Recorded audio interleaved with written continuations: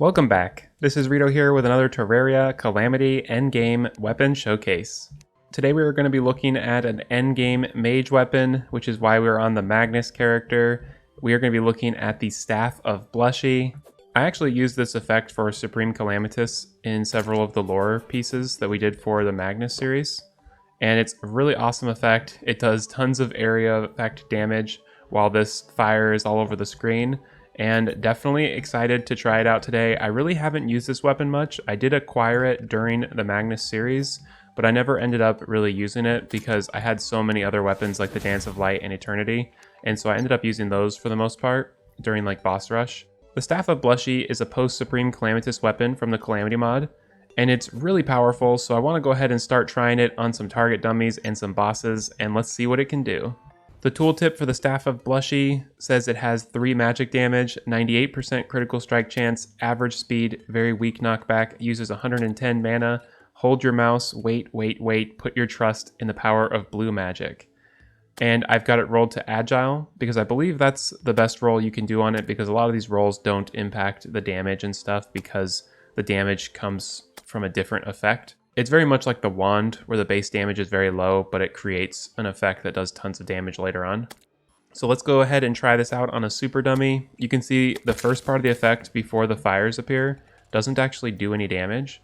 And then once when the fires appear, the damage just continues to ramp up. And you see it's already gone up to 200,000, 300,000, 400,000. We can just keep holding this and see how much it can ramp up the damage. The one problem is we are starting to get mana sickness because we are popping some potions, but the damage still continues to ramp up. We're all the way to 800,000 single target, 900,000. Okay, so that's when it ended. It ended at 1.75 million. And that was using these accessories right here. I've got Auric Tesla armor, and then I've got Celestial Tracers, I've got Asgardian Aegis, the Community, the Rampart of Deities, Ethereal Talisman, the Sponge, and the Core of the Blood God. One thing I want to do is switch the Unlimited Mana 5 from the Louis AFK mod with the Rampart of Deities. This increases magic damage and magical crit and gives us unlimited mana. It's a really powerful accessory, and let's go ahead and try this out. You'll notice our mana does not get depleted at all when we're using it.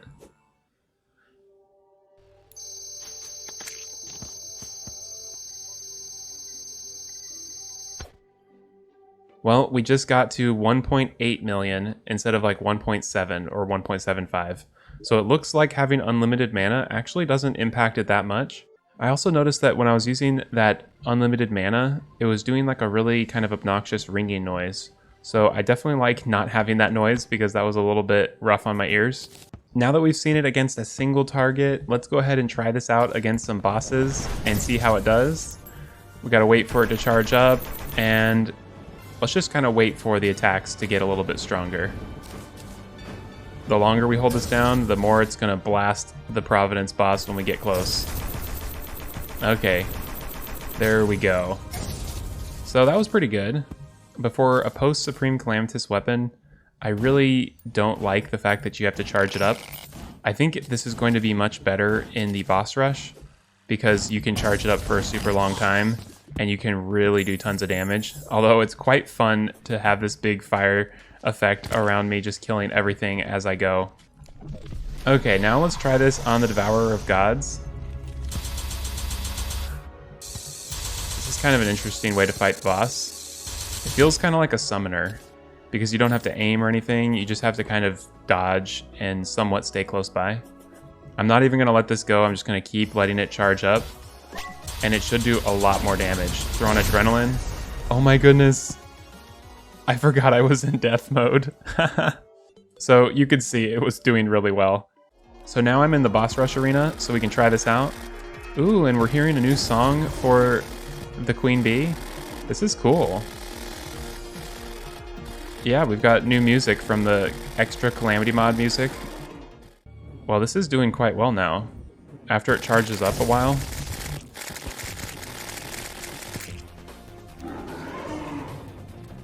I'm really impressed. I actually thought this weapon wasn't that good, but it's actually really good.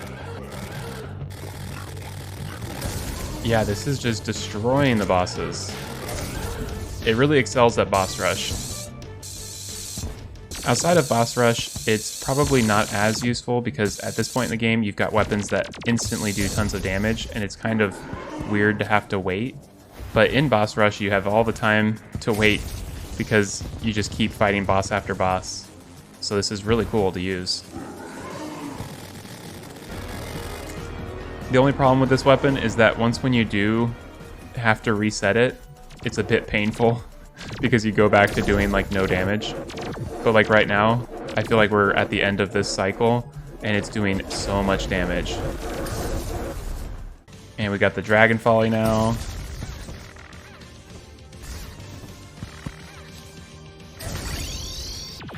Another issue with this weapon that I'm noticing is it's hard to see projectiles and dodge. You kind of have to go off of like muscle memory because it is pretty tricky to see the lasers and stuff like that. There we go. And I think that's good for now. I'll go ahead and turn off boss rush. So I'm quite impressed with this weapon. I actually wasn't expecting it to be that good, but man, that was killing bosses quickly during boss rush. Now let's take a look at how to craft this awesome Staff of Blushie. The recipe for this staff is both simple and difficult. It just requires the Draydon's Forge, and then 100 Phantoplasm, which you get from the dungeon post-Moonlord, and 50 Shadowspec Bars. That's a bit tricky if you struggle with Supreme Calamitas, because you're going to have to defeat Supreme Calamitas several times in order to acquire that many Shadowspec Bars. And Shadowspec Bars are crafted from Auric Tesla Bars and Calamitas Essence, so you'll need a lot of Auric Tesla Bars as well, which can actually be pretty difficult, seeing as though those require just so many different materials. Another option if you don't want to get the Shadowspec Bars is you can just keep fighting Supreme Calamitas, and it is a drop from Supreme Calamitas, so you will get it eventually as well. Overall, I think the Staff of Blushie is a really cool weapon. It has a really awesome, very unique effect. I love the gears and stuff, it just feels really cool. The only issue with it is the fact that it has to charge up, so you have to use it for a few seconds before you even start damage, and then the damage starts really low and ramps up all the way to just insane damage. And it sticks right around you, which kind of limits how far you can shoot, because the Dance of Light can shoot well off screen, and the Eternity spell can shoot, pretty far as well. So overall, I think this weapon is a novelty in a lot of circumstances, and just kind of a cool effect. But against the boss rush, it actually packs the punch that I'm looking for in an endgame mage weapon. So I would definitely recommend it for that purpose. I hope you've enjoyed this video and found it helpful. If you did, be sure to like and subscribe.